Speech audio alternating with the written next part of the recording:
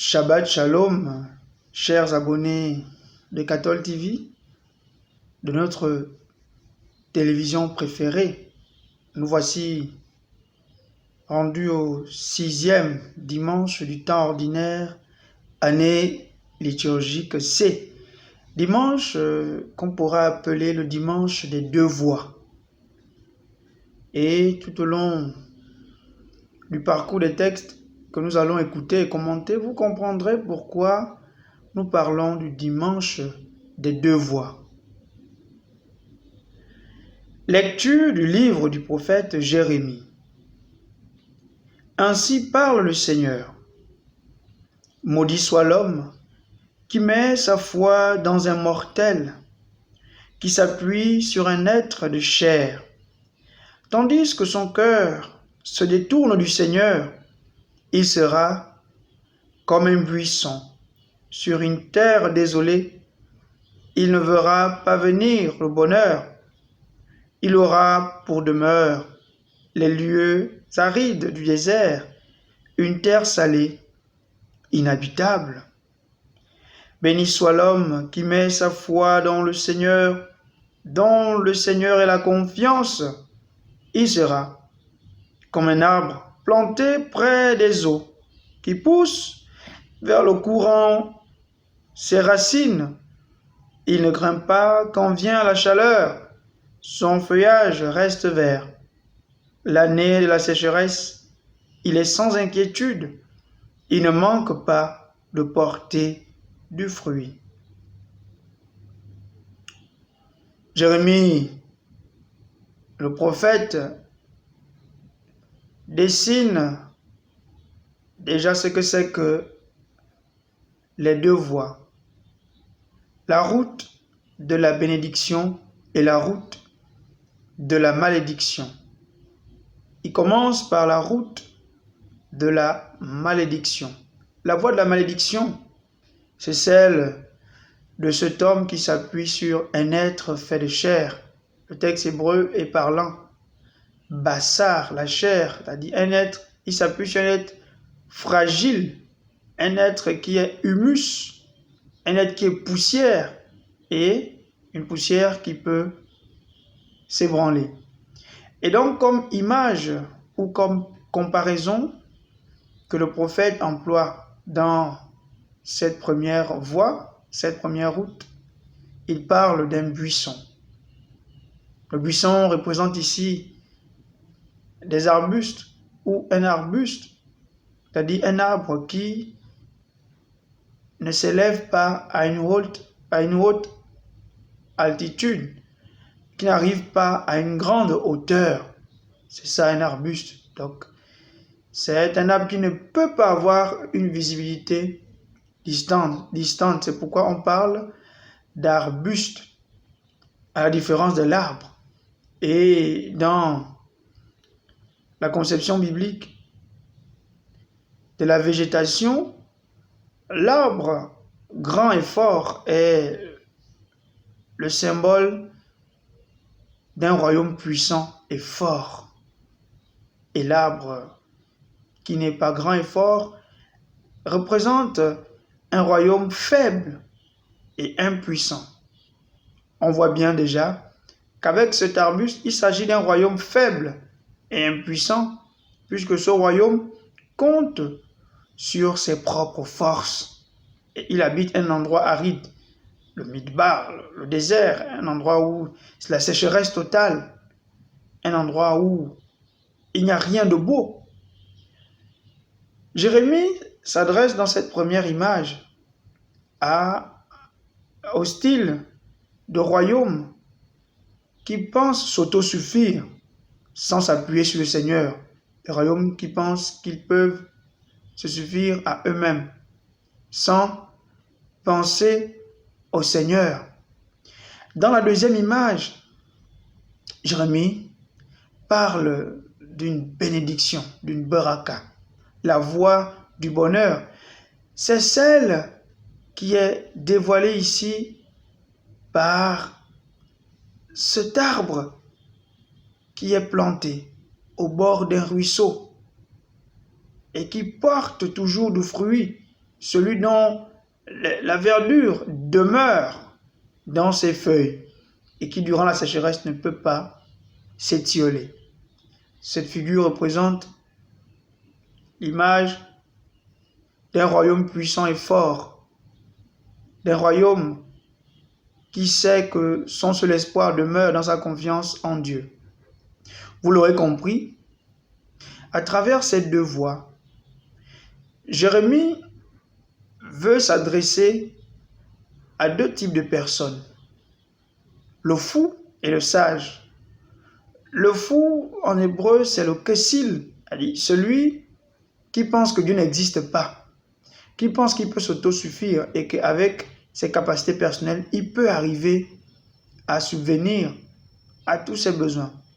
Tandis que le sage, c'est celui qui sait s'abandonner entre les mains de Dieu, qui sait que même quand il gouverne, son pouvoir ne vient pas de lui-même, son pouvoir ne vient pas de ses propres forces, mais ce pouvoir lui a été donné par Dieu. Alors, Jérémie, pour parler plus simplement, s'adresse aux gouvernants de son temps, eux qui s'autosuffisent et qui pensent qu'ils peuvent tout faire sans compter sur les forces du Seigneur. Jérémie leur dit que c'est peine perdue. Il ressemble à ce buisson qui se sèche, qui ne peut pas voir arriver le bonheur parce qu'il s'appuie sur ses propres forces. Jérémie nous enseigne ici que la bonne attitude pour suivre le Seigneur, pour vivre sur la terre, est celle qui consiste à mettre tout simplement sa confiance, non pas dans les puissants, mais dans Dieu seul. En lui, nous ne pourrons jamais tarir. Il est la source à laquelle nous pourrons toujours puiser pour avoir des forces. Celui qui s'appuie sur ses propres forces, sans mettre son espoir dans le Seigneur, ressemble à cet homme qui est tellement obèse de lui-même que Dieu n'a même plus de place pour le remplir. Alors, à chacun de choisir sa voie, la route du bonheur ou la route du malheur, à chacun de choisir. Et le Deutéronome chapitre 30, le verset 15 suivant, nous dit qu'il met devant nous le Seigneur, le bonheur et le malheur. Mais Dieu nous recommande de choisir dans la vie. Choisir dans la vie, c'est observer ce que Dieu attend de nous. Psaume 1. Heureux est l'homme qui n'entre pas au conseil des méchants, qui ne suit pas le chemin des pécheurs, ne siège pas avec ceux qui ricanent, mais se plaît dans la loi du Seigneur, et murmure sa loi jour et nuit.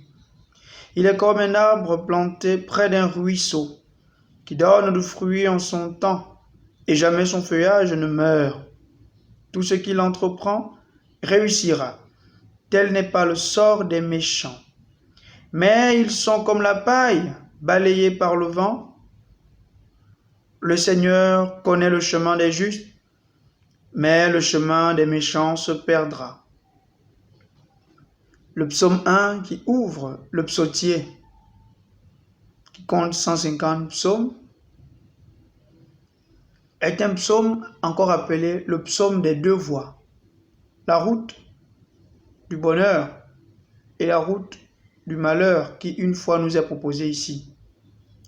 Ce psaume est aussi un psaume du rituel de l'alliance. Psaume qu'on prononçait pendant le rituel de l'alliance entre deux parties. Ça pouvait être entre un prince vainqueur et un prince vaincu.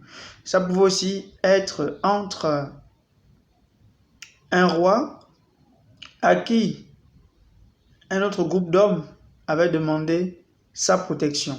Alors, pour garantir la protection et pour garantir des relations d'appartenance mutuelle, alors on établissait une alliance, un pacte. Et là, nous sommes dans ce qu'on appelle la partie réservée au serment. Un serment basé sur des paroles de bénédiction et de malédiction adressées à l'endroit de celui qui va observer les préceptes de recommandation de l'alliance ou de celui qui ne va pas les observer. Celui qui va les observer sera béni et celui qui ne va pas les observer sera tout simplement maudit par ses actes. Et le psaume ici nous parle de l'alliance entre Dieu et l'homme. Alliance entre Dieu et l'homme. Il y a une relation d'appartenance qui s'établit entre nous et notre Dieu. Dans cette relation d'appartenance, le psaume commence par cette belle mention. Heureux est l'homme qui n'entre pas au conseil des méchants. Nous dévoilons ici que celui qui marche selon ce que Dieu attend de lui et qui n'entre pas dans le conseil de ceux qui passent leur temps à faire le mal est garanti toujours par la bénédiction du Seigneur, la bénédiction de l'alliance, la bénédiction du serment. Pour lui, le serment sera toujours une source de bénédiction. Mais celui qui s'éloigne des préceptes, des recommandations du serment, court vers sa perte. D'où alors, qu'est-ce qu'il faut faire pour toujours rester dans l'alliance avec notre protecteur, avec notre gardien? C'est tout simplement de se plaire dans la loi du Seigneur et de la murmurer jour et nuit. Donc, le psaume nous dévoile l'attitude de l'homme juste. L'homme juste est celui qui sait garder l'alliance. Et comment est-ce qu'il garde l'alliance? C'est en s'attachant au contenu de l'alliance. Le contenu de l'alliance, c'est quoi? C'est la parole de Dieu. Il médite cette parole jour et nuit. Il ne s'éloigne jamais de cette parole. Dans sa vie, chaque moment de sa vie est parsemé par la méditation, par la communion perpétuelle avec son Dieu. Du matin au soir, il s'attache à observer la loi du Seigneur. Cette loi est dans ses entrailles, inscrite au plus profond de lui, et il ne veut pas s'en séparer. Voilà celui qui va toujours demeurer sous la bénédiction de Dieu. C'est un psaume qui nous enseigne que la véritable voie qui mène à la réussite, c'est celle qui consiste à chercher à demeurer toujours en communion avec Dieu. C'est celle qui consiste à ne pas se défaire d'une alliance qu'on a établie avec notre Seigneur, mais à toujours chercher à demeurer en communion avec lui. Quand on est baptisé, c'est une alliance qu'on établit avec Dieu. Quand on communie, quand on reçoit les sacrements, c'est une alliance qu'on établit avec Dieu. Et chaque fois qu'on reste en conformité avec cette alliance, on sera toujours dans la voie de la communion avec Dieu. Mais dès que l'on s'écarte de ce que Dieu attend de nous, à ce moment donné, nous perdons la face. Essayons de marcher donc selon ce que le Seigneur attend de nous.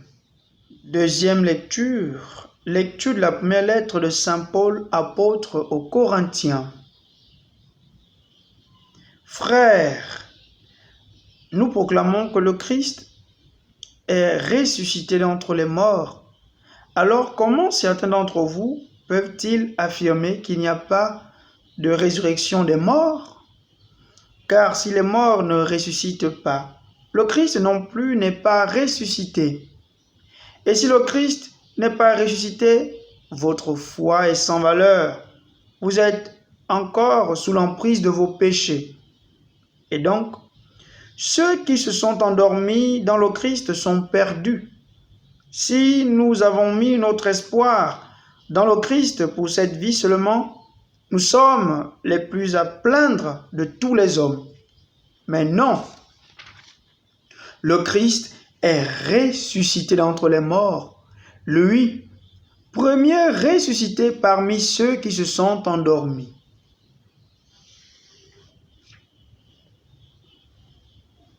Saint Paul, dans sa première lettre, au chapitre 15, continue de résoudre les problèmes qui se posent dans la communauté de Corinthe. Et ici, il s'agit du problème de la résurrection. Certains chrétiens, certains membres de la communauté de Corinthe affirment que la résurrection des morts n'existe pas. Ils conçoivent que la résurrection du Christ est à séparer de la résurrection des morts. Il n'y a pas de communion entre les deux. La résurrection du Christ est à part parce que le Christ est un être à part et différent des autres. Donc sa résurrection est un événement extraordinaire. Il ne peut plus y avoir d'événement identique qui peut se produire sur la terre. Donc pour eux, la résurrection des morts du Christ n'est pas à mettre en communion avec la résurrection des autres personnes. Alors, Saint Paul va raisonner, va la ramener à la raison en leur disant que le Christ était dans la même situation que tous les autres morts. Le Christ est bel et bien mort, comme tous les autres. Alors, s'il est ressuscité et que vous croyez en lui, étant conscient qu'il a été un mort comme les autres, cela veut donc dire que il y a de l'espérance à avoir les autres ressuscités. Première chose. Deuxièmement, si vous dites que les morts ne ressuscitent pas, ça veut dire que le Christ n'est pas ressuscité. Et conséquence, vous les Corinthiens qui croyez que le Christ est ressuscité et que par lui, vos péchés sont pardonnés, à ce moment donné, dire que la résurrection des morts n'existe pas, c'est dire que le Christ aussi n'est pas ressuscité et donc tous vos péchés ne sont pas pardonnés. Donc, vous n'êtes pas logique avec vous-même. Alors, Paul poursuit maintenant en montrant par une image comment est-ce qu'on peut arriver à mettre en rapport la résurrection du Christ avec celle des autres personnes. Parce que pour lui, il conçoit que la mort du Christ est un sommeil. Le Christ a été endormi dans la mort. La mort est un sommeil, d'où il emploie le terme egeiro. Et ressusciter, c'est donc se réveiller. Réveiller quelqu'un qui était endormi. Et le terme mort employé pour parler du sommeil, d'être endormi, c'est le verbe koimao, qui veut dire s'endormir. C'est une mort, sommeil. Et donc la mort, mourir, c'est comme aller dans un dortoir où on est endormi et où on attend d'être réveillé. Alors, le Christ a été le premier qui s'est réveillé parmi tous les autres. Pour mieux le comprendre, le texte grec est plus parlant pour parler de premier. En fait, le texte grec parle plutôt de aparke, c'est-à-dire le Christ est prémisse, il est prémisse d'entre les morts. Et c'est quoi les prémices? Alors les prémices, pour bien le comprendre, il faut repartir dans la culture juive ancienne. Dans la culture juive, lorsque vous plantez et que vous attendez la période de la moisson, dès l'apparition des premiers épis de blé mûrs, vous commencez la récolte. Donc les premiers épis de blé sont offerts à Dieu comme en guise de prémisse. Et les épis de blé garantissent que la moisson sera abondante, qu'il y aura une grande moisson. Donc c'est une preuve qu'il y aura une grande moisson. Donc, dire du Christ qu'il est prémisse d'entre les morts, premier, né d'entre les morts, prémisse d'entre tous ceux qui sont morts, ça veut donc dire que la résurrection du Christ est une preuve que va suivre une abondante moisson, c'est-à-dire va suivre la résurrection également de tous les autres morts. Donc, Jésus n'est pas ressuscité comme étant un être unique à part, qui est séparé des autres. Il est ressuscité comme assurance de la résurrection de tous les autres morts. Donc vous n'avez pas à penser que la résurrection du Christ est un événement qui est à part et qui n'a pas un lien avec la résurrection des morts. Jésus ressuscite pour que nous aussi nous puissions ressusciter. Donc, la résurrection du Christ crée un rapport de causalité.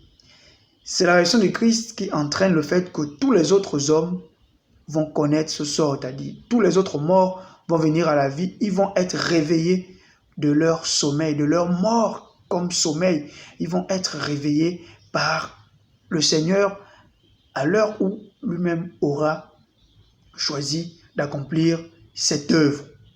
Donc, la résurrection du Christ n'est donc pas à éloigner de la résurrection des autres morts. Le Christ ressuscite pour que nous aussi, nous puissions ressusciter. Sa résurrection trace les prémices de la moisson qui arrive, celle aussi que nous allons connaître. Cette grande moisson où chacun d'entre nous entendra résonner l'appel du Seigneur à la voix de l'archange qui nous dira « Réveille-toi de ton sommeil, où que tu sois ». Dans la résurrection du Christ, devient pour nous qui croyons en Jésus-Christ aujourd'hui une preuve qu'il y a un autre monde, que rien n'est fini pour nous, que la mort n'est pas la fin de tout, mais que la mort n'est rien d'autre que l'attente d'une moisson, celle où nous serons tous des fruits plantés en terre et nous allons rejaillir pour être des fruits qui ne finissent plus, des fruits qui demeurent éternellement. Demeurons donc dans la ferme confiance en notre Seigneur Jésus-Christ qui nous a déjà tracé la route de notre résurrection. Évangile de Jésus-Christ selon saint Luc. En ce temps-là, Jésus descendit de la montagne avec les 12 et s'arrêta sur un terrain plat. Il y avait là un grand nombre de ses disciples et une grande multitude de gens venus de toute la Judée, de Jérusalem et du littoral de Tyr et de Sidon. Et Jésus, levant les yeux sur ses disciples, déclara : « Heureux vous les pauvres, car le royaume de Dieu est à vous. Heureux vous qui avez faim maintenant, car vous serez rassasiés.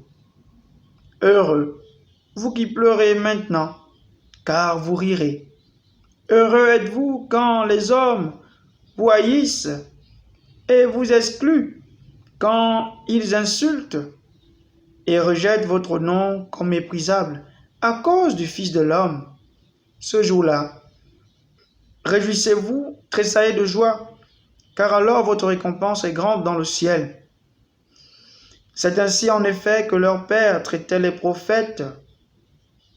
Mais quel malheur pour vous les riches, car vous avez votre consolation.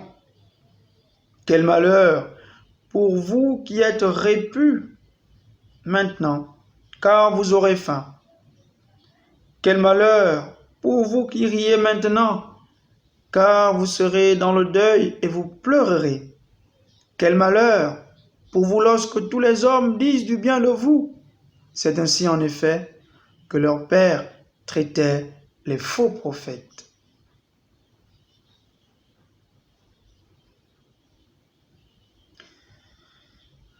Nous sommes au chapitre 6 de l'évangile de Luc, verset 17 et les versets 20 à 26. Jésus a choisi les 12 qui sont le fruit de sa prière, de sa communion avec son Père. Et voilà qu'il redescend de la montagne, comme Moïse qui descendait de la montagne pour aller transmettre au peuple le fruit de sa révélation, le fruit de ce que Dieu avait décidé pour le peuple. C'est comme ça que Jésus descend de la montagne. Jésus devient l'image de ce nouveau Moïse qui devait arriver à la fin des temps. Jésus descend sur la montagne et il se retrouve sur une plaine. Il a la position debout, la position de la majesté. Nous sommes donc dans le sermon sur la plaine, à la différence du sermon sur la montagne dans la version mathéenne des béatitudes. Les béatitudes que prononce Jésus ont un rapport antithétique à d'autres paroles qui sont des paroles, pas de malédiction, mais de désolation. On a 4 béatitudes et 4 paroles de désolation. Il ne faudrait pas prendre les paroles de Jésus ici, quand il dit quel malheur, comme étant des paroles de malédiction, mais c'est plutôt des paroles de désolation à travers l'expression qu'il emploie, ouaï, qui renvoie à une lamentation de la part de Jésus. Jésus commence par le terme heureux, qui revient comme un refrain 4 fois dans la première partie de son discours. Il déclare être heureux des gens qui apparemment sont dans des situations défavorables. On pourrait se dire que Jésus est en train d'encourager les difficultés, la misère. Comment il peut déclarer heureux des gens qui sont pauvres, des gens qui ont faim, des gens qui pleurent, des gens qui sont haïs à cause de son nom? Comment peuvent-ils être heureux? Jésus est-il l'ami de l'horisme? Jésus est-il l'ami de la souffrance? Veut-il que nous puissions vivre dans la misère? Non. Le message de Jésus n'est pas un message d'encouragement à la misère, d'encouragement à la souffrance. Mais le message de Jésus commence par, comme on a dit, c'est heureux. Et dans la racine grecque, on nous parle de makarios. Makarios, qui veut dire en réalité bravo, félicitations. Makarios, qui est tiré d'une autre expression hébreu qui commence le psaume 1, Ashrei, qui vient du verbe achar, qui veut dire en marche, en avant. Donc, Jésus, dans ses 4 premières béatitudes, a un message d'encouragement. Il veut leur dire en avant, en marche, vous qui êtes dans les difficultés, vous qui traversez un moment difficile, en marche vers la route, vers le règne de Dieu. Jésus veut enseigner à ces derniers qu'il ne faut pas baisser les bras, malgré la situation que vous traversez. C'est difficile, mais c'est cela la condition du chrétien. Le chrétien, celui qui choisit de suivre Jésus-Christ, est appelé à passer par ces difficultés, par des situations déplorables, de souffrance, de misère, de difficultés. Mais ces difficultés ne doivent pas édulcorer en lui l'espérance en un lendemain meilleur. C'est une voie par laquelle il faut passer pour mériter le bien-être. Non pas une voie voulue, mais une voie qui trace pour nous ce que Dieu nous réserve.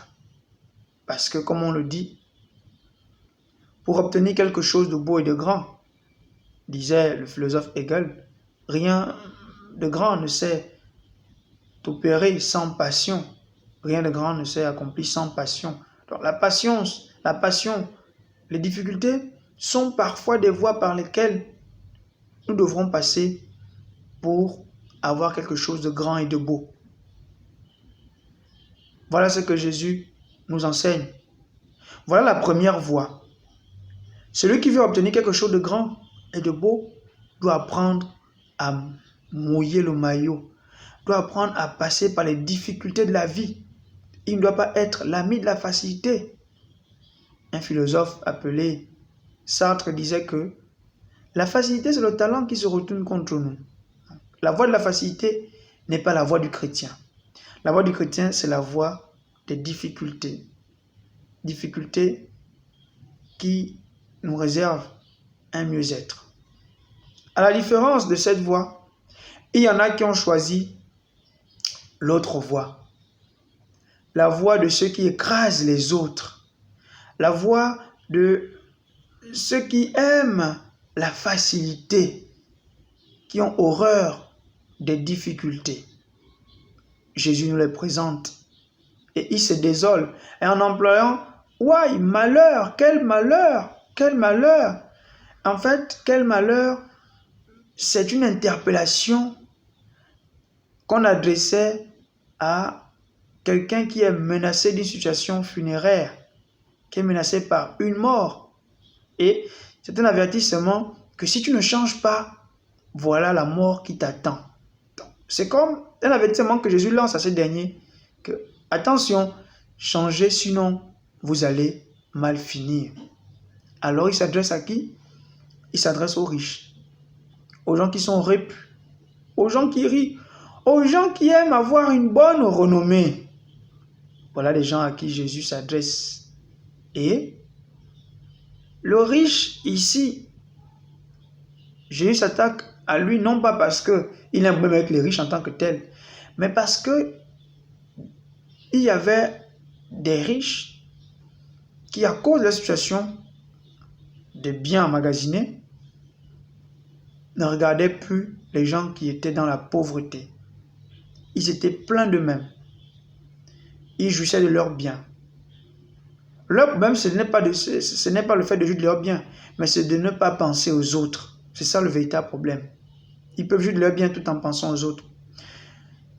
Mais à côté de cela, beaucoup de riches prenaient la place de Dieu. Pour eux, leurs biens faisaient d'eux les égales de Dieu. Donc, ils s'en foutaient pas mal de Dieu. Pour eux, ils étaient des dieux dans leur société. Et alors, ils faisaient donc attention à l'image qu'on avait d'eux. Ils travaillaient beaucoup leur image. Ils travaillaient beaucoup le paraître. Voilà l'attitude de ceux de la deuxième voie. Ceux qui choisissent la voie qui consiste à toujours rechercher les honneurs, toujours rechercher les privilèges et toujours chercher à être au-dessus des autres. À ceux-là, Jésus leur dit que votre situation connaîtra une fin. Avec lui, son arrivée marque le renversement des classements. Ceux qui sont les premiers vont devenir les derniers. Parce que Jésus nous enseigne que dans le cœur de Dieu, le pauvre, le misérable compte beaucoup. Et donc, le véritable usage de l'argent, des biens de ce monde, consiste à avoir l'attitude du partage avec celui qui n'a rien. Dès lors qu'on ne sait pas se soucier des autres et qu'on est un ami de ceux qui écrasent, à ce moment donné, on court vers notre propre perte. Et actuellement, notre société dans laquelle nous vivons est justement bâtie sur le modèle de ces deux voies. La voie de ceux qui sont dans les difficultés, qui peinent pour vivre, qui réclament leurs droits, des droits qui deviennent des faveurs alors qu'ils doivent être garantis par ceux qui dirigent.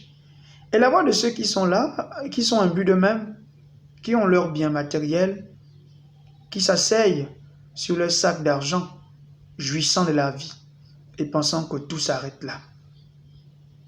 Alors, à eux, Dieu adresse au premier que tenez bon, les choses changeront un jour. Et au second, il leur dit que si vous ne faites pas attention, tout va basculer à votre désavantage. Alors, l'attitude du chrétien de notre temps doit être celle que Saint Jean Chrysostome recommandait à ses chrétiens, à ses fidèles. Celle d'habiller ce Christ qui n'est rien d'autre que ce pauvre qui croupit dans la misère au passage du chemin, tandis que moi, je roule dans une Lamborghini. Celle de cet homme qui s'arrête pour penser les plaies de l'autre. Voilà comment est-ce que nous pourrons obtenir la voie de la vie. Baruch Abba Beshem Adonai. Béni soit celui qui vient au nom du Seigneur et que Dieu Tout-Puissant vous bénisse. Bon dimanche à tous.